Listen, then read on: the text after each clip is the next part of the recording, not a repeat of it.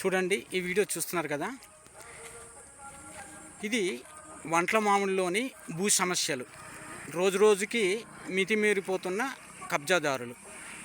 ఇది జనపరెడ్డి అప్పారావు పట్ట స్థలంలోని గత సంవత్సరం పిల్లర్స్తోని లక్షల కొలది ఇక్కడ షెడ్ చూడండి, ఇవన్నీ కట్ చేసి నిర్మాణం చేపట్టి ఉంటే చూడండి, ఇదంతా మీకు చూపిస్తున్నాము.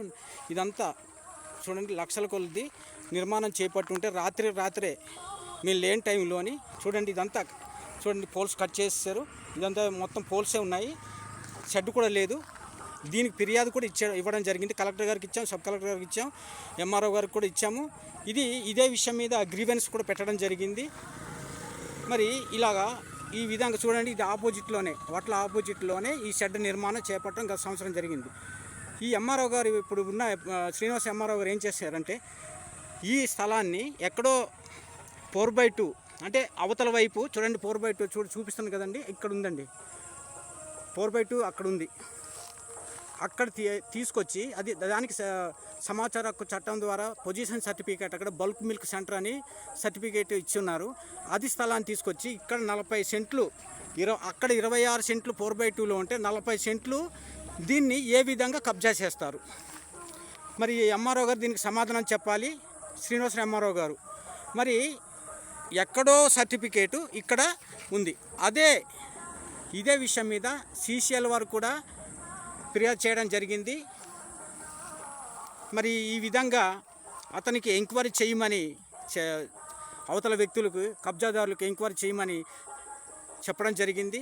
కానీ ఇక్కడ చూడండి, ఇదంతా అంటే 6వ తారీఖున ఈ జరిగిన విషయానికి మేము ఫిర్యాదు పోలీస్ శాఖకి ఇచ్చినప్పటికీ ఆ రోజుకి ఆపేరు.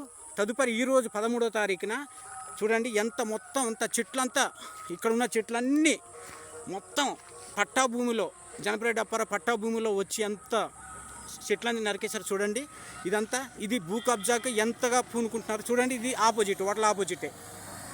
చూడండి, ఈ వట్లకు కూడాను ఎన్ఓసి లైసెన్స్ కూడా సెక్రటరీ భారతీయ మరి భూమి ఒకరిదైతే ఎన్ఓసి దీనికి కూడా జారీ చేశారు. అంటే వంటల మామిళ్ళు ఇలా జరుగుతున్నాయి. ఇప్పుడు దీనికి పట్టపగలే కబ్జా చేసి ఈ విధంగా కొట్టడం జరిగింది.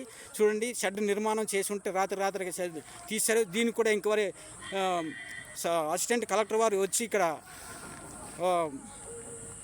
పంచాయతీలో వచ్చి ఎంక్వైరీ చేయగా విఆర్ఓ సమక్షంలోనే మేమే కట్ చేసామనేసి చెప్పడం జరిగింది.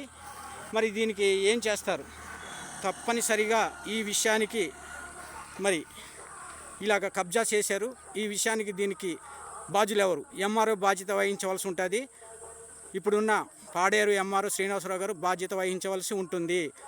మాకి పట్టాదారులకి అన్యాయం జరుగుతున్నప్పటికీ కబ్జాదారులకి కొమ్ము కాస్తున్న పాడేరు ఎంఆర్ఓ శ్రీనివాసరావు గారు వెంటనే అతనిపై చర్యలు చేపట్టాలి.